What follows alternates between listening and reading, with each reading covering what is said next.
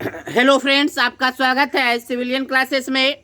तो आज हम चर्चा करेंगे थ्योरी ऑफ स्ट्रक्चर के नेक्स्ट लेक्चर, जिसमें हम लोग पढ़ेंगे मैकुलेज मेथड के बारे में। मैकुलेज मेथड के बारे में हम लोग इसमें पढ़ेंगे।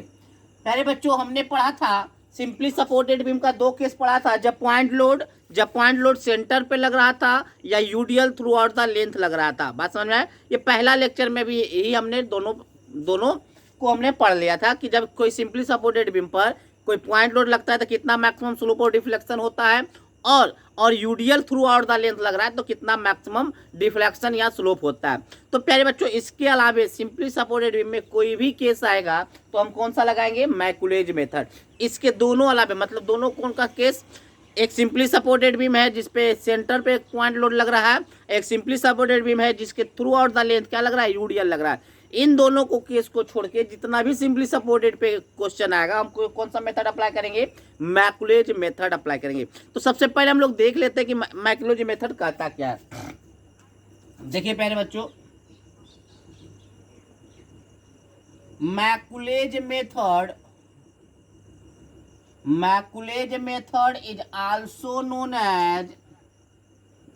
is also known as modified form of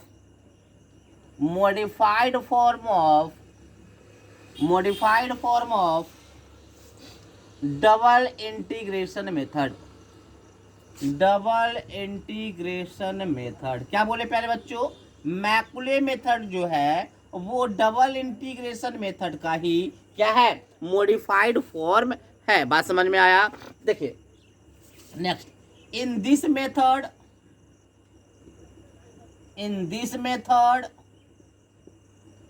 the section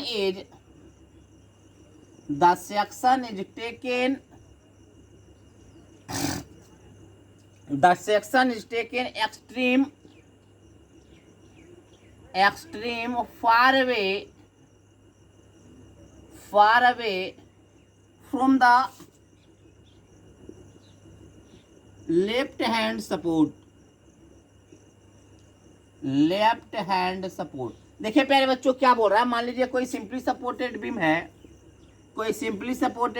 कोई लोड लग रहा है, तो हम क्या करेंगे? जो भी सेक्शन हम जो मोमेंट निकालने के लिए जो सेक्शन हम एज्यूम करते थे वो सेक्शन क्या होगा? लेफ्ट हैंड साइड से एक्सट्रीम फार अवे, जितना आप लास्ट कर सकते हैं उतना लास्ट कर दीजिए। तो देखिए प्यारे बच्चों हम ये मानेंगे तो इसमें सारा का सारा लोड क्या हो गया? इंक्लूड हो जाएगा। इसमें याद रखिएगा प्यारे बच्चों, सारा का सारा लोड इंक्लूड हो जाएगा। बात समझ में आया? हमने क्या बोला प्यारे बच्चों कि यहाँ पर जो मोमेंट निकालने के लिए जो सेक्शन एज्यूम करेंगे वो लेफ्ट हैंड साइड के मतलब लेफ्ट हैंड सपोर्ट से सबसे एक्सट्रीम फार अवे होना चाहिए। मतलब लेफ्ट हैंड साइड से बहुत दूर होना चाहिए, जितना दूर हो सके। मतलब जितना भी लोड है वो क्या होना चाहिए? इसके पहले आ जाना, सेक्शन से पहले आ जाना चाहिए। ठीक है प्यारे बच्चों, चलिए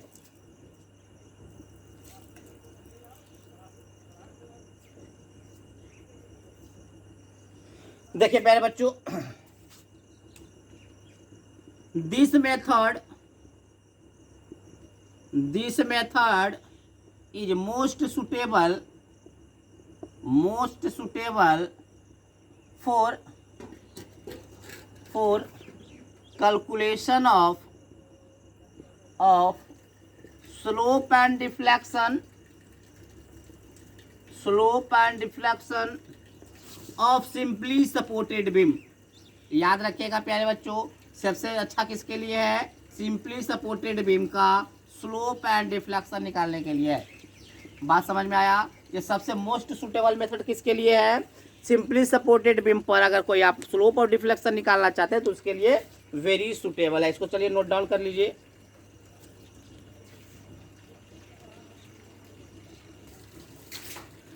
पहले बच्चों कोई मान लेते हैं न्यूमेरिकल है सिंपली सपोर्टेड बीम पर और उसको मैकुले मेथड से हम सॉल्व करना चाहते हैं तो कौन कौन सा स्टेप फॉलो करेंगे?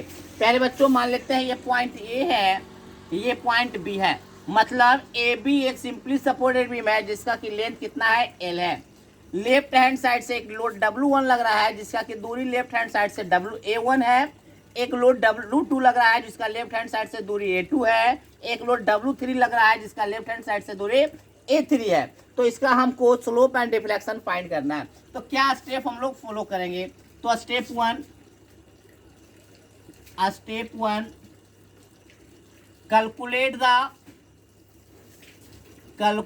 The support reaction RA and RB। सबसे पहले प्यारे बच्चों आपको निकालना होगा RA एंड RB। क्या निकालना होगा? RA एंड RB मतलब सपोर्ट रिएक्शन आपको निकालना होगा। क्या निकालना होगा? सपोर्ट रिएक्शन आपको निकालना होगा। बात समझ में आया? बात समझ में आया प्यारे बच्चों? अब क्या करेंगे? सेक्शन एज्यूम करेंगे। Take a section. स्टेप 2 क्या होगा? Take a section XX। क्या करना है? एक सेक्शन XX एज्यूम करना है at a distance X from the left hand support. और प्यारे बच्चों हमने पहले ही बता चुका है कि जो सेक्शन मानेंगे वो लेफ्ट हैंड साइड से बहुत ही दूर मानेंगे ताकि सारा का सारा लोड कंसीडर हो सके। तो प्यारे बच्चों हम ये मानेंगे, ये आपका XX सेक्शन है जिसका कि लेफ्ट हैंड साइड से कितना है डिस्टेंस आपका X है। क्यों सबसे ज़्यादा दूर माना? तो मैक्यूले मेथड के थ्योरी में सबसे पहले हमने यही बताया था कि in this method A section is taken extreme far away from the left hand support. बात समझ में आया? लेफ्ट हैंड सपोर्ट से जितना ज़्यादा दूर हो सके उतना ज़्यादा दूर लेंगे और सारे लोड को उसमें कंसीडर करने का कोशिश करेंगे। तो इस सेक्शन से पहले सारे लोड को हमने कंसीडर कर लिया। अब क्या करेंगे प्यारे बच्चों? Step 3 taking moments. प्यारे क्या करेंगे? Taking moment about that section XX। क्या करना है? मोमेंट लेना है अबाउट दैट सेक्शन XX। जो XX सेक्शन है उसका मोमेंट लेना हम लोग स्टार्ट करेंगे। तो प्यारे बच्चों अगर हम मोमेंट लेते हैं, याद रखिएगा प्यारे बच्चों कि जो क्लॉकवाइज मोमेंट होगा, क्लॉकवाइज मोमेंट को हम पॉजिटिव लेंगे एंड एंटी क्लॉकवाइज मोमेंट को हम लोग नेगेटिव लेंगे। बात समझ में आया? एंटी क्लॉकवाइज मोमेंट को हम लोग नेगेटिव लेंगे, क्लॉकवाइज मोमेंट को हम लोग पॉजिटिव लेंगे। चलिए अब हम लिखना चाहते हैं प्यारे बच्चों MXX। चलिए लिखना स्टार्ट कीजिए। चलिए प्यारे बच्चों ये बताइए मोमेंट क्या होता है? मोमेंट होता है force into perpendicular distance. Force into perpendicular distance. तो देखिए प्यारे बच्चों इस सेक्शन से पहले कितना फोर्स है पहले वो देख लीजिए। W1 W2 W3 एक आपका रिएक्शन है प्यारे बच्चों। ये 4 फोर्स आपके इस XX एक्सिस के पहले है। तो इस चारों फोर्स का क्या निकालना होगा? मोमेंट निकालना होगा। किसके अबाउट? XX के अबाउट। तो देखिए प्यारे बच्चों सबसे पहले RA किधर घुमा रहा है? देखिए तो RA को ले जाइए तो यहाँ पे तो RA को घुमा रहा है क्लॉकवाइज। RA कैसे घुमा रहा है? क्लॉकवाइज। क्लॉकवाइज कैसा हो जाएगा? पॉजिटिव। तो RA into x. RA into perpendicular distance कितना है? X है। RA into perpendicular distance X। अब देखिए प्यारे बच्चों W1 कैसे घुमा रहा है? W1 आपको घुमाएगा एंटी क्लॉकवाइज, W2 भी घुमाएगा एंटी क्लॉकवाइज, W3 भी घुमाएगा एंटी क्लॉकवाइज। तो तीनों का तीनों मोमेंट क्या हो जाएगा प्यारे बच्चों? निगेटिव हो जाएगा। बात समझ में आया? बात समझ में आया? तो चलिए लिखेंगे। अब क्या करेंगे प्यारे बच्चों? रिएक्शन को छोड़ के जितना भी सारा लोड है सबको क्या करेंगे? इस तरह से लिखेंगे, घेर देंगे। अब क्या हो जाएगा? Minus W1 load. माइनस क्यों लगाए? क्योंकि W1 W2 W3 तीनों का तीनों क्या है? Anti clockwise. अब ये बताए प्यारे बच्चों W1 जब ले रहे हैं तो परपेंडिकुलर डिस्टेंस तो ये होगा ना, ये होगा परपेंडिकुलर डिस्टेंस। तो X में से A1 को घटा देंगे। क्या? X में से A1 को घटा देंगे तो यही परपेंडिकुलर डिस्टेंस बचेगा ना। तो क्या हो जाएगा? X minus A1। ठीक है। अब इसको फिर से ऐसे करके घेर दीजिएगा। बात समझ में आया? अब W2 का बात आया तो माइनस, फिर से इसको घेर दीजिए, माइनस W2। अब W2 लिया तो ये बड़ा डिस्टेंस लेंगे, सिर्फ इतना डिस्टेंस लेंगे। तो X टोटल X है, X में से A2 अगर घटा दे, X में से A2 घटा देंगे तो यही डिस्टेंस बचेगा क्या? सो x माइनस A2। अब क्या करेंगे, फिर से यहाँ पे घेर लेंगे। अब W3 बचा हुआ है तो माइनस W3। अब देखिए प्यारे बच्चों, ये डिस्टेंस लेना है, ये डिस्टेंस। तो टोटल x है, x में से ये 3 घटा देते हैं। तो हमने मोमेंट लिखना सीख लिया, हमने मोमेंट लिखना सीख लिया। क्या किया, पहले आरे से लिखे, फिर W1 W2 W3। बट यहाँ पे काम क्या किए प्यारे बच्चों, एक एक देख रहे हैं, इस तरह से घेरते चले गए मोमेंट को। तो आपको ऐसा ही करना होगा, ऐसा ही करना होगा। बात समझ में आया? चलिए इसको नोट डाउन कर लीजिए पहले।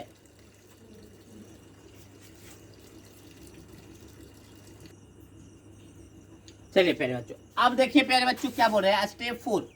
स्टेप 4 आपका होगा, हमने मोमेंट निकाल लिया था। अब क्या करेंगे, apply double integration concept, double integration method concept. अब क्या करेंगे, डबल इंटीग्रेशन मेथड वाले कॉन्सेप्ट को अप्लाई करेंगे। डबल इंटीग्रेशन मेथड क्या कहता है, EI d² बाई बटे dx² इजिकल टू mxx, यही बोलता है। तो हमने क्या किया, वही अप्लाई कर दिया, d² बाई dx²। वो आपका कितना आया था प्यारे बच्चों, RAX आया था, minus W1 x minus A1 minus W2 x minus A2, और आपका आया था minus W3 x minus A3, यही आया था ना। अब क्या करेंगे, स्टेप अप्लाई कर दिया हमने डबल इंटीग्रेशन मेथड। अब हम क्या करेंगे, step 5, integrate both side with respect to x। चलिए पहले बच्चों, जब हम इंटीग्रेट करेंगे तो EI को ऐसा ही रहने देंगे, क्योंकि ये क्या है, कांस्टेंट है। d² बाई बटे dx² हो जाएगा, dy बाई dx। अब चलिए इधर हम करेंगे, थोड़ा सा इधर कर लेते हैं। EI d² बाई का क्या हो जाएगा, dy by dx। RA constant होगा तो x का क्या हो जाएगा, x² बाई 2 माइनस ब्रैकेट में घेरते हुए चलिएगा, माइनस W1। प्यारे बच्चों इसको ओपन मत कीजिएगा, डायरेक्ट कीजिएगा, x माइनस A1 का होल स्क्वायर बाई 2। इसको ओपन मत कीजिएगा ब्रैकेट को, ठीक है। Next, minus W2 x minus A2 का whole square by 2 minus W3 x minus A3 का होल स्क्वायर बाई 2। इसको ओपन नहीं करना है ब्रैकेट को, ठीक है। फिर क्या करेंगे, नेक्स्ट स्टेप, फिर से प्यारे बच्चों यहाँ पे क्या करना है, जैसे ही एक बार इंटीग्रेट किए तो इंटीग्रेशन कांस्टेंट भी आएगा। तो इंटीग्रेशन कांस्टेंट जो आपको लगाना है वो रिएक्शन के बाद वाले में ही लगा देना है। क्या बोले, RAX² बाई 2 रिएक्शन, एक बार आप इंटीग्रेट किए हैं तो आपका क्या आएगा, इंटीग्रेशन कांस्टेंट आएगा। बस याद रखिएगा प्यारे बच्चों, जो इंटीग्रेशन कांस्टेंट लगाएंगे वो रिएक्शन के बाद वाले मोमेंट के बाद ही लगा देंगे, लास्ट में नहीं लगाएंगे। क्या करेंगे, वो शुरू में ही लगा देंगे। चलिए, integrate both side, again integrate both side with respect to x। तो प्यारे बच्चों क्या हो जाएगा, EI dy बाई dx का क्या हो जाएगा, बाई RA बाई 2 x² का क्या हो जाएगा, x³ बाई 3। C1 का क्या हो जाएगा, C1x, फिर से इंटीग्रेट करें तो कॉस कांस्टेंट आएगा C2। अब क्या हो जाएगा प्यारे बच्चों, minus W1 by 2 x minus A1 का होल स्क्वायर का क्या हो जाएगा, क्यूब बटे 3 minus W2 x minus A2 का होल क्यूब, और 2 पहले से है और बटे 3 minus W2 x minus A3 का क्यूब बटे 2 पहले से है, नीचे से 2। तो प्यारे बच्चों हमने क्या ला दिया, हमने आपको डिफ्लेक्शन का इक्वेशन हमने ला दिया, डिफ्लेक्शन वाला इक्वेशन हमने ला दिया। अब क्या करेंगे प्यारे बच्चों, step 7,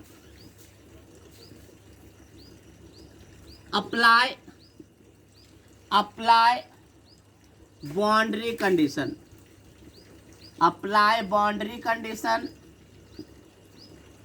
and get the value of value of C1 and C2। क्या करना है प्यारे बच्चों, बाउंड्री कंडीशन अप्लाई करना है और C1 और C2 का वैल्यू क्या कर लेना है, फाइंड कर लेना है। तो बाउंड्री कंडीशन क्या होगा प्यारे बच्चों, x बराबर 0 पे बाई 0 होगा। प्यारे बच्चों रिएक्शन के पास, सपोर्ट के पास क्या डिफ्लेक्शन होगा, नहीं होगा। तो x बराबर, जैसे x क्या हो जाएगा 0 के बराबर, तो बाई भी 0 हो जाएगा। दूसरा क्या होगा, x बराबर l, जब x को l के बराबर कर देंगे, l के बराबर कर देंगे तो यहाँ पे भी क्या हो जाएगा, डिफ्लेक्शन 0, तो बाई बराबर 0। और यहाँ से हम लोग क्या फाइंड कर लेंगे, हम फाइंड कर लेंगे C1 एंड C2। क्या फाइंड करेंगे, C1 एंड C2 फाइंड कर लेंगे, ठीक है ना प्यारे बच्चों। बट एक चीज याद रखिएगा, एक चीज याद रखिएगा नोट में, इन ब्रैकेट, इन ब्रैकेट क्या बोले प्यारे बच्चों, in bracket negative sign, in bracket negative sign considered as 0, considered as 0।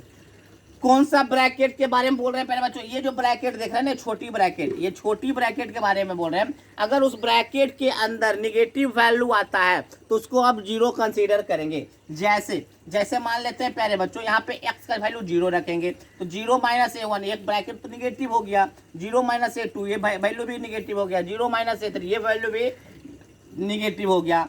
तो हम पूरे ब्रैकेट का बात नहीं करें, बस सिर्फ इतना का बात करें। अगर ये निगेटिव हो गया, ब्रैकेट निगेटिव हो गया, तो पूरे टर्म को आपको 0 लेना होगा। तो इसी कॉन्सेप्ट पे हम बताएंगे प्यारे बच्चों, न्यूमेरिकल करेंगे। इसी कॉन्सेप्ट पे हम न्यूमेरिकल करेंगे, किसके ऊपर, मैकुलेज मेथड, जो कि सिंपली सपोर्टेड बीम पर आधारित होगा। चलिए नोट डाउन कीजिए, हम न्यूमेरिकल देखेंगे।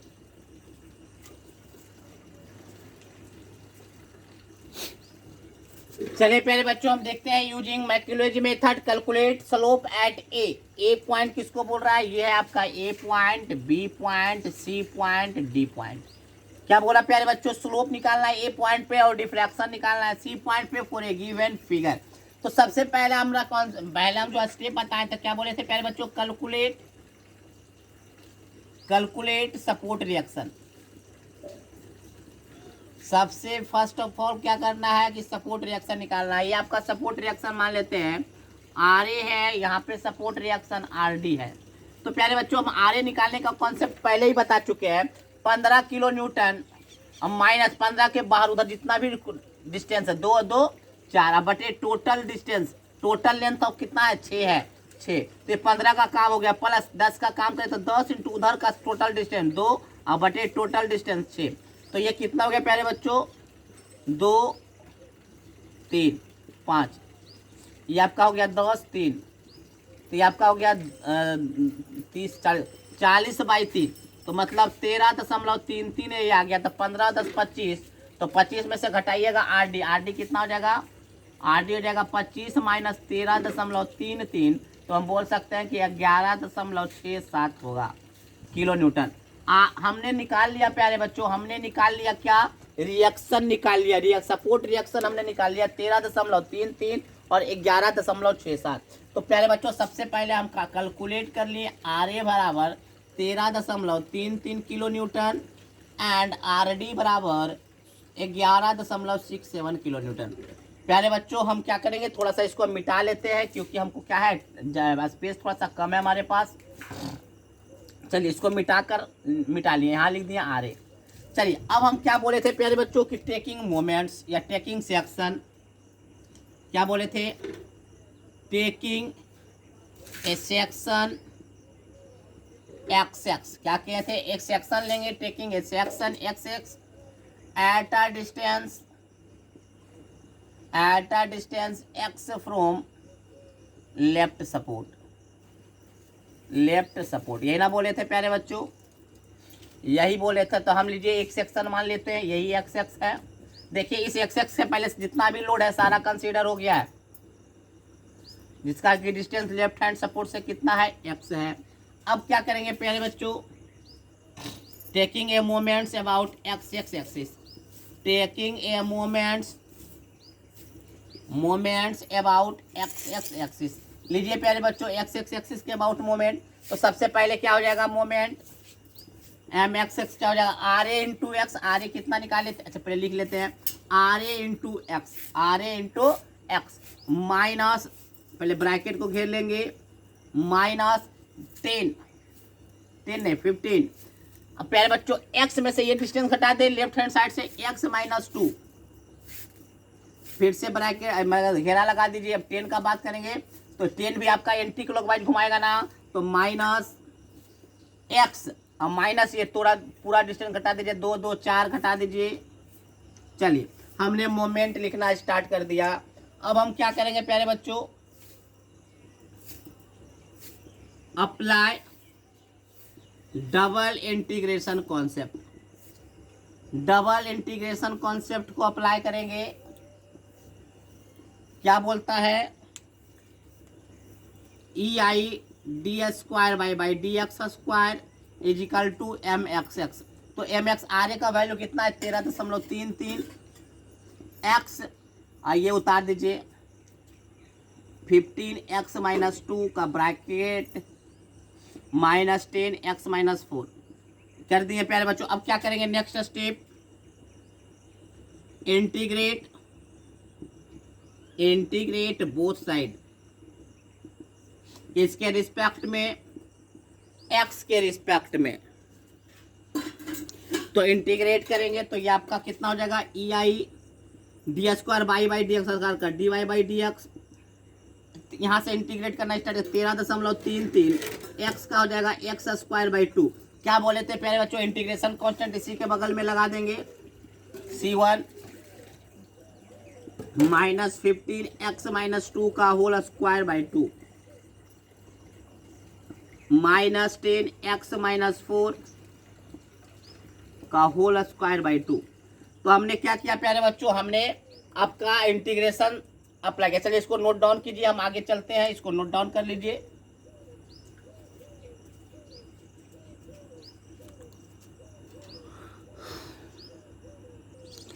नेक्स्ट स्टेप अप्लाई करेंगे प्यारे बच्चों, यहाँ तक लाए थे।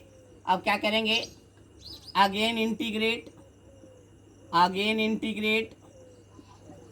Integrate with respect to x। तो प्यारे बच्चों EI dy/dx का क्या हो जाएगा, बाई, और 13.33 x² का हो जाएगा x³ और 3 दूनी 6 प्लस C1 का क्या हो जाएगा, C1x, यहीं पे लगा देना है दूसरा इंटीग्रेशन कांस्टेंट, ब्रैकेट घेरिए -x -2 का होल क्यूब और 3 दूनी 6 यहाँ भी हो जाएगा, और -10x -4 का होल क्यूब यहाँ भी 6 हो जाएगा। चलिए ठीक है ना। अब क्या करेंगे प्यारे बच्चों, अब हम बोले थे अप्लाई बाउंड्री कंडीशन। तो x बराबर 0 पे बाई 0 प्यारे बच्चों। तो EI क्या हो गया, EI बाई का वैल्यू 0, 13.33 इंटू एक्स का value 0 plus C1 into 0 plus C2। प्यारे बच्चों यहाँ पे रखिएगा 0 -2 निगेटिव, 0 -4 निगेटिव भी वैल्यू आएगा तो आपको क्या लेना है, 0 ले लेना है। निगेटिव वैल्यू 0 लेना है, निगेटिव वैल्यू 0। अगर ब्रैकेट का 0 अगर रख रहे हैं तो 0 -2 निगेटिव हो गया, 0 -4 -4 हो गया, तो निगेटिव वैल्यू हमेशा 0 लेंगे। तो यहाँ से आपका आ गया प्यारे बच्चों C2 का वैल्यू 0 आ गया। C2 का वैल्यू क्या हो गया, 0 हो गया। चलिए अब फिर से दूसरा बाउंड्री कंडीशन अप्लाई करेंगे, x बराबर L। L कहने का मतलब यहाँ पे क्या है, 6 मीटर। 6 पे आपका बाई क्या आ जाएगा, 0। तो अप्लाई कीजिए EI 0, 13.33 6 का क्यूब बटे 6 प्लस C1 x का वैल्यू 6, C2 तो ऑलरेडी 0 ला चुके हैं। तो ये आपका हो जाएगा 15 x कितना है, 6 -2 4 का क्यूब बाई 6 -10 6 -4 4 6 -4 2 का क्यूब बाई 6। यहाँ से जब अप्लाई कीजिएगा तो आपका C1 का वैल्यू आ जाएगा, C1 का वैल्यू आप कैलकुलेट कर लीजिएगा। तो C1 का वैल्यू आ जाएगा -51.09 -51.09। चलिए ठीक है ना।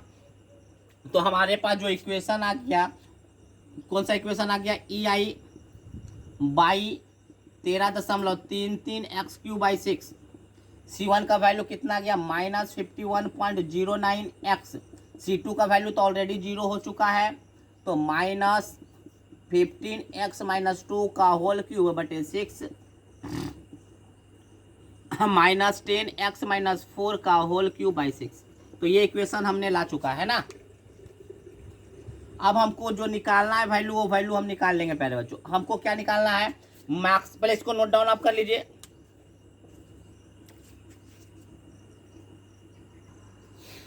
प्यारे बच्चों तो सबसे पहले हम लोग निकालते हैं slope at a point. Slope at a point निकालिए तो क्या हो जाएगा, ई आई। स्लोप तो dy बाई डी एक्स को कहते हैं ना, तो dy बाई डी एक्स यहाँ पे क्या हो जाएगा 13.33 एक्स स्क्वायर बाई 2। C1 का वैल्यू हमने निकाल चुका है -51.09। ब्रैकेट में घेर दीजिएगा तो -15x-2 का होल स्क्वायर बाई 2 -10x-4 का होल स्क्वायर बाई 2। अब देखिए प्यारे बच्चों हमको निकालना है theta A. Theta E I dy by D x को थीटा बोलते हैं। ए पॉइंट पे निकालना है। ए पॉइंट करने का मतलब क्या है, x बराबर 0। x को 0 रखेंगे तो 0 -51.09। अब देखिए प्यारे बच्चों 0 -2 फिर से नेगेटिव वैल्यू को 0 टेक कर लेना है। तो थीटा ए जो आपका आ जाएगा -51.09। ई आई को इधर ले आइए तो ये आपका पहला आंसर निकल गया प्यारे बच्चों। Slope eight point A, slope eight point A हमने निकाल लिया। बात समझ में आ गया, स्लोप एट ए पॉइंट। अब हमको निकालना है डिफ्लेक्शन। तो डिफ्लेक्शन वाले फॉर्मूला में जाइए। ई आई कहाँ पे निकालना है, सी पॉइंट पे निकालना है तो बाई सी, तो 13.33।